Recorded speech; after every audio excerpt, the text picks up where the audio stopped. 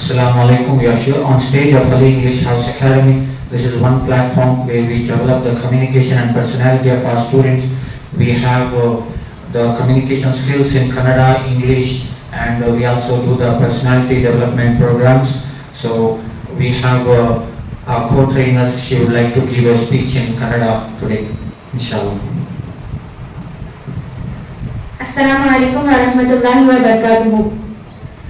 ನನ್ನ ಪ್ರೀತಿಯ ಸಹೋದರ ಸಹೋದರಿಯರೇ, ಎಲ್ಲರೂ ಚೆನ್ನಾಗಿದ್ದೀರಾ? ತುಂಬಾ ಸಂತೋಷ.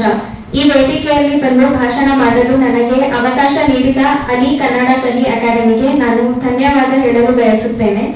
ನಾನು ಒಂದು ಹದೀಸನ್ನು ಹೇಳಲು ಬಯಸುತ್ತೇನೆ. ಪ್ರವಾದಿ ಮೊಹಮ್ಮದ್ ಸಲ್ಲಲ್ಲಾಹು ಅಲೈಹಿ ವಸಲ್ಲಂ ಹೇಳಿದರು, ಮನ್ ಖರಜ ಫೀ ತಲಬಿಲ್ ಇಲ್ಮಿ ಫಹುವ ಫೀ ಸಬೀಲಿಲ್ಲಾಹಿ ಹತ್ತಾ ಯರ್ಜಿ.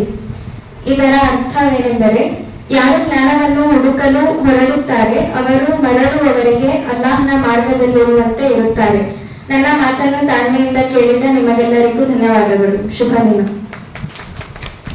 ಮಾಷಾಅಲ್ಲಾ. ಬಹುಶಃ ಮೊದಲನೇ ಬಾರಿ ನೂರ್ ಫಾತಿಮಾ ಮೇಡಮ್ ಅವರಿಂದ ಕನ್ನಡ ಭಾಷಣ ಕೇಳ್ತಾ ಇದೆ. ಸ್ಪಷ್ಟವಾಗಿ ಅತ್ಯಂತ ಉತ್ತಮವಾದ ಉಚ್ಚಾರದಲ್ಲಿ ಹೇಳಿದ್ದಾರೆ. Very good. ಇನ್ನೂ ಹಲವಾರು ಭಾಷಣಗಳನ್ನು ಅವರಿಂದ ಕೇಳೋಣ, ಕನ್ನಡದಲ್ಲೂ ಇಂಗ್ಲಿಷಲ್ಲೂ.